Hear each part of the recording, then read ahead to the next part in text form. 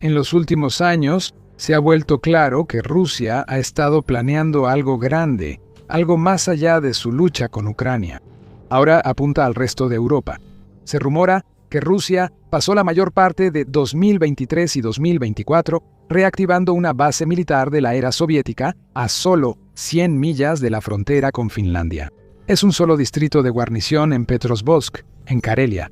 Ahí, Rusia está reuniendo lo que llama el 44º Cuerpo de Ejército. Esta es una formación que, en teoría, podría eventualmente albergar hasta 15.000 soldados, en comparación con los aproximadamente 3.000 que actualmente hay en la región. La emisora finlandesa Yle, utilizando imágenes satelitales y análisis militar finlandés, ha confirmado que un área de entrenamiento rusa que había estado inactiva desde principios de los 2000 ha pasado de ser un bosque cubierto de maleza a un sitio de construcción activo. Se construyen nuevas instalaciones, los vehículos están al aire libre y la infraestructura de un centro de concentración a largo plazo empieza a tomar forma. Pero cuando observas más de cerca las imágenes satelitales, lees el orden de batalla y rastreas dónde han sido desplegadas realmente estas unidades, este resurgimiento cuenta una historia diferente. En realidad, Rusia está tratando de crear otra pieza de exhibición para usarla como táctica de intimidación dirigida a la OTAN. Algunas fuentes sugieren que una guerra entre ambas fuerzas podría ser inevitable, pero también creen que es una jugada que ya les salió mal, creando otra humillación más para el presidente ruso Vladimir Putin. Así que es momento de profundizar más. La acción alrededor de Petrovsk es solo parte de la preparación. En realidad, la reconstrucción a gran escala abarca otros 3 sitios: Kamenka, en el istmo de Karelia, Svoromovsk II y Olinia. Kamenka es el más problemático para las relaciones internacionales, pues está a solo 40 millas de la frontera con Finlandia y las imágenes satelitales muestran 130 tiendas que podrían albergar hasta 2.000 soldados si estuvieran llenas. Algunos informes también sugieren que Rusia está ampliando una brigada de fusileros motorizados en la base de Kamenka, donde está estacionada la Brigada de Fusileros Motorizados de la Guardia 138. El medio independiente Medusa también ha informado que otra unidad en la región, la 25ª Brigada de Fusileros Motorizados cerca de Luga, podría ampliarse a casi 10.000 soldados, lo que potencialmente aumentaría la preparación militar general de la zona. Severomorsk II es un aeródromo anteriormente inactivo que ha sido reactivado con helicópteros rusos, ya sea de la serie Mi-8 o Mi-17, y la base de Olinia alberga bombarderos estratégicos. Si esa última base les suena familiar, es porque Ucrania ya la había atacado anteriormente en julio de 2025 durante la famosa Operación Telaraña. Tras el ataque de drones a una docena de bombarderos Tupolev en la base, Rusia reforzó su seguridad, trasladó más bombarderos y usó ubicaciones más al norte para almacenarlos, intentando protegerse de nuevos ataques. Todo esto es presumiblemente parte del esfuerzo más amplio que se dio a conocer a principios de 2025 para modernizar la infraestructura militar de Rusia en la región. El gobernador regional de Murmansk, Andrei Chivis, anunció a principios de 2024 que toda la modernización militar le costará a Rusia alrededor de 42.000 millones de rublos, aproximadamente 460 millones de dólares en ese momento. Esta es una tarea enorme y un gasto presupuestal gigantesco para un país que ya está en una guerra activa y que de alguna manera sigue planeando para otra. Así que la pregunta no es si Rusia está construyendo, claramente lo está haciendo. La pregunta es qué significa realmente esa construcción y qué va a hacer Finlandia al respecto. Pero ¿por qué este pedazo de territorio en particular es tan importante para ambos países? Petrozavodsk es la capital de la República de Karelia, en la orilla occidental del lago Anirga. A solo 100 millas de la frontera, está lo bastante cerca de Finlandia para tener importancia estratégica. Sin embargo, al mismo tiempo, está lo bastante lejos de Ucrania para que Moscú aparente construir el futuro en vez de reforzar el presente. La importancia de Karelia para la geopolítica entre Rusia y Finlandia hace esto aún más sospechoso. La región es la única ruta terrestre confiable entre ambos países. Fue escenario de la larga guerra ruso-finlandesa en la Segunda Guerra Mundial, cuando la Unión Soviética invadió Finlandia alegando preocupaciones de seguridad sobre San Petersburgo. Pero incluso más allá de esto, la propia región rusa es, en sentido figurado, una autopista estratégica vital entre los arsenales de armas nucleares ubicados en la península de Kola, más al norte. Esencialmente, si Rusia quiere seguir usando el Círculo Polar Ártico como un elemento disuasorio natural para proteger sus armas nucleares, mientras las mantiene cerca de las fronteras europeas, Karelia es la única línea de defensa en una hipotética invasión terrestre. Según algunos análisis, los planes para crear y estacionar el Cuerpo de Ejército 44 en Karelia comenzaron a circular a finales de 2022. Los planes se establecieron formalmente en 2024 bajo el Distrito Militar de Leningrado y se vincularon administrativamente a la República de Karelia. Su orden de batalla reporta una división de fusileros motorizados 72 con varios regimientos y una brigada independiente de fusileros motorizados. El Instituto de Inteligencia y Seguridad de Bloomsbury, o BISI, un grupo de expertos del Reino Unido, estimó que hasta 80.000 soldados podrían eventualmente estar estacionados cerca de la frontera con Finlandia.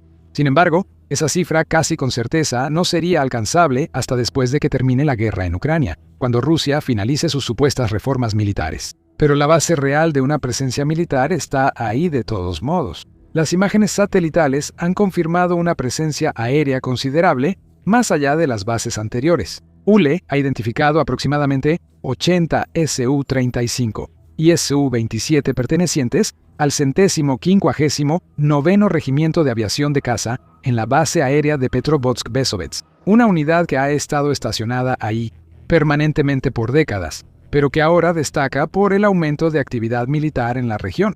Las imágenes también han mostrado varios helicópteros de ataque Mi-24 Hind en el aeródromo, una plataforma de la era soviética más antigua en lugar de un sistema nuevo. ULE también reporta unas 10 estaciones de radar en la guarnición, lo que coincide con el patrón de Rusia de reforzar la vigilancia aérea en la nueva frontera oriental y norte de la OTAN. Esto también forma parte del contexto más amplio, mencionado anteriormente, de que Karelia es un puesto vital para evitar que Europa acceda a la península de Kola. Ahora, un segundo proyecto está en marcha en la región de Murmansk, donde Rusia instaló una nueva brigada de artillería en junio de 2025 para apoyar a las formaciones a lo largo del eje de Kola, nuevamente a menos de 100 millas de Finlandia. En conjunto, los dos proyectos delinean una postura rusa a más largo plazo, donde el objetivo es disuadir la presencia de la OTAN en la zona bajo el pretexto de la defensa nuclear. Como sabrás, Rusia ha cambiado repetidamente su política de defensa nuclear hasta el punto en que es difícil determinar qué eventos y ataques consideran una amenaza que justifique una respuesta nuclear generalizada. A este ritmo, los activos nucleares rusos son una de las principales razones por las que Occidente evita confrontar a Rusia. Si el Kremlin siente que su arsenal nuclear en Kola está razonablemente amenazado, podría lanzar un ataque preventivo que podría tener consecuencias imprevistas para el mundo entero. Así que esa es la parte defensiva de los refuerzos en Karelia. Pero, ¿qué hay de las partes ofensivas? Hay un gran problema para dotar de personal las estaciones en los complejos recién reconstruidos. Las unidades asociadas con el Cuerpo de Ejército 44 no están sentadas en Karelia esperando ser desplegadas, ya han sido desplegadas en Ucrania. Para mayo de 2024, los miembros de esta unidad estaban involucrados en el avance del norte de Rusia en Ucrania. Más tarde, los informes ubicaron al mismo cuerpo cerca del eje de Kursk. Y para finales de 2024, se confirmó que unidades vinculadas al Cuerpo de Ejército 44 estaban involucradas en los combates alrededor de Vovchansk durante la operación más amplia del norte de Rusia.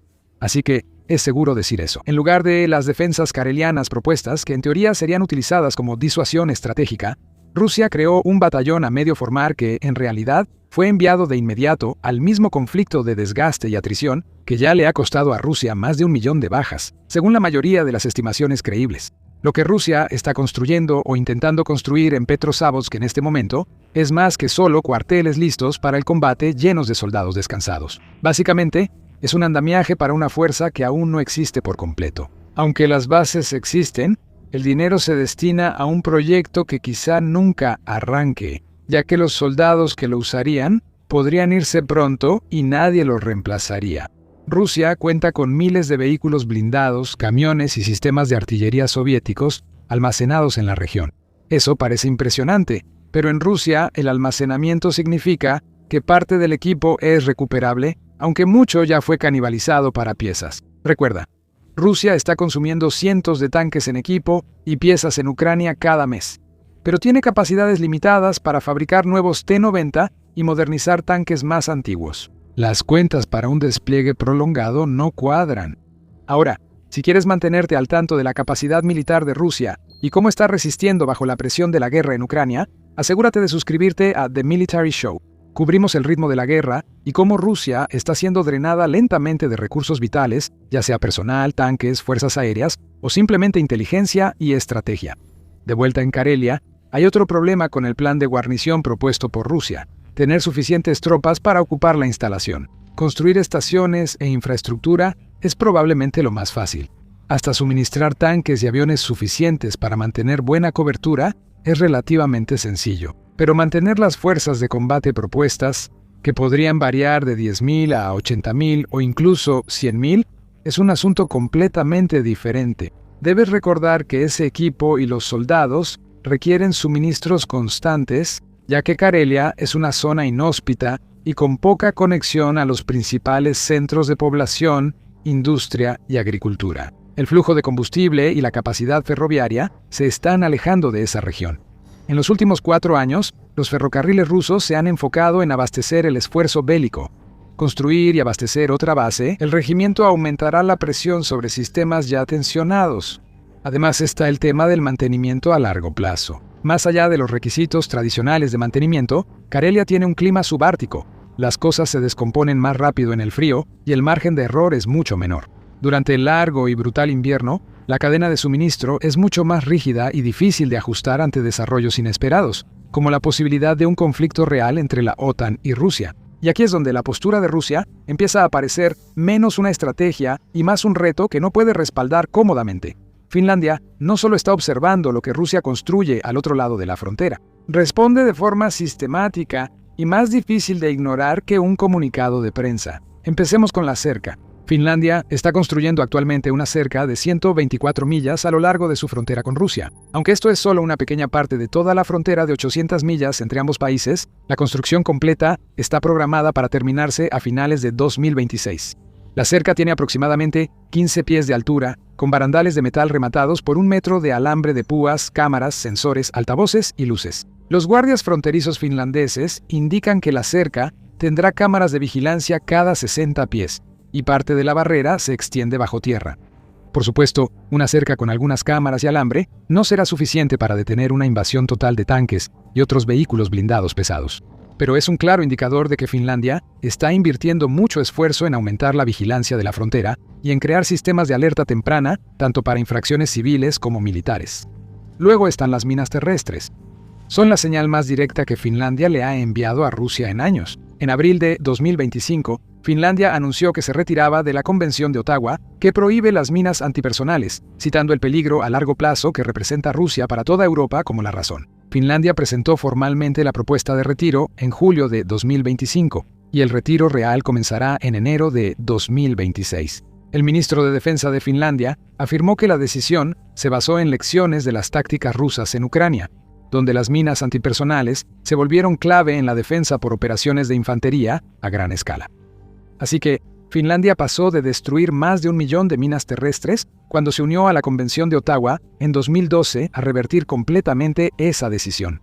No fueron los únicos. Estonia, Letonia, Lituania y Polonia tomaron la misma decisión. De hecho, todo el flanco oriental de la OTAN ha decidido colectivamente que el tratado ya no se ajusta al entorno de amenazas. Aunque no hay informes de que Finlandia coloque minas, la posibilidad de que las ponga en la frontera debería hacer que Rusia lo piense 2 veces antes de excederse. Finlandia abrió un nuevo centro regional de mando de fuerzas terrestres en Michel, a 145 kilómetros de la frontera con Rusia. Con un equipo inicial de 10 oficiales que podría llegar a 50, operará bajo el mando de Norfolk de la OTAN para coordinar fuerzas terrestres aliadas en el norte de Europa.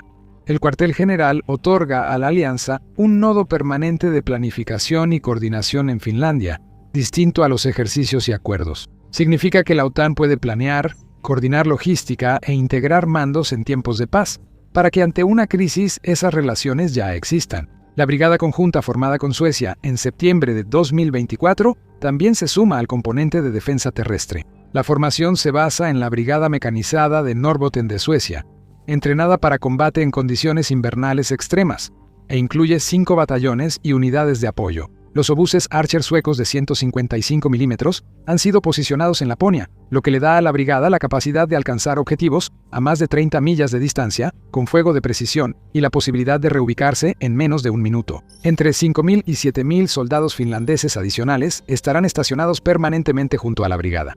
Así, la fuerza combinada en Laponia casi iguala el número de unidades rusas desplegadas actualmente en el norte. Finlandia aprobó un enlace ferroviario de la OTAN por Suecia hasta el puerto ártico de Narvik, Noruega. La conexión ferroviaria acelerará el despliegue de tropas y equipo pesado y disminuirá la dependencia de Finlandia de vías férreas de ancho ruso. En una crisis, los refuerzos aliados de Escandinavia pueden llegar a la Laponia finlandesa en tren, sin esperar transporte aéreo o cruzar terrenos difíciles por carretera. Y en diciembre de 2025, Finlandia fue anfitriona de la primera cumbre del flanco oriental en Helsinki, reuniendo a los líderes de 8 países de la Unión Europea en el extremo oriental de la Unión Europea. La reunión solicitó a la Unión Europea apoyo para fortalecer la defensa unida y creíble a lo largo de la frontera con Rusia, de norte a sur.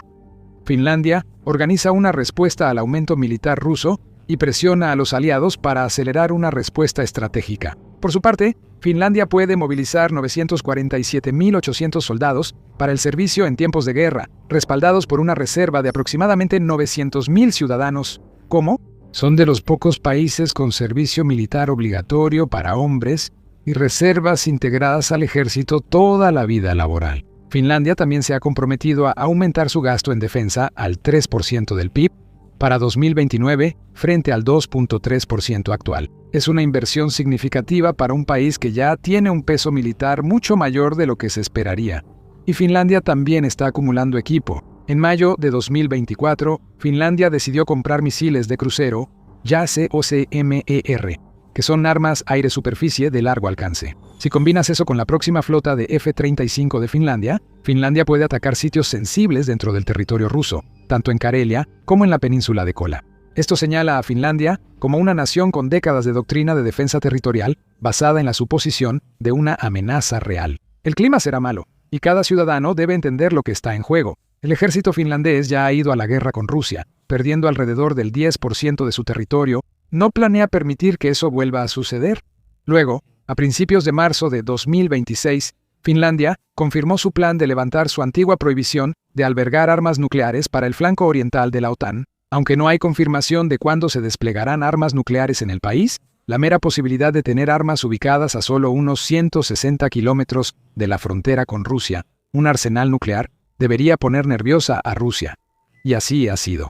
Solo unos días después del acuerdo sobre armas nucleares, el Kremlin declaró que este movimiento sería un error monumental e intentó influir en la toma de decisiones interna de la OTAN, utilizando los mismos argumentos de amenazas que han estado usando desde febrero de 2022.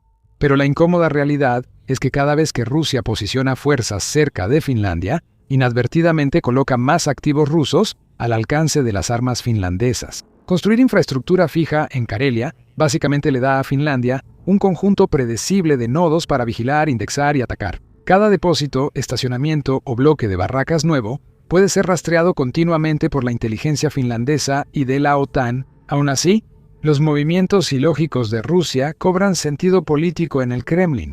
Cuando Finlandia se unió a la OTAN en abril de 2023, le causó a Moscú un serio problema interno. La expansión de la OTAN junto a las fronteras de Rusia cruzó la misma línea que Putin creó para justificar la guerra en Ucrania. Rusia hizo lo que suele hacer cuando se siente acorralada: mostrar fuerza y militarizarse para influir en la opinión pública y reforzar sus valores. Funcionarios locales rusos en Karelia habían descrito previamente el aumento de la guarnición como una tarea responsable y prometieron que las tropas traerían familias, vida económica y servicios a la región. Es el típico argumento de una ciudad guarnición. Estamos militarizando tu patio trasero por tu propio bien. La clínica tendrá atención médica de baja calidad, pero existirá.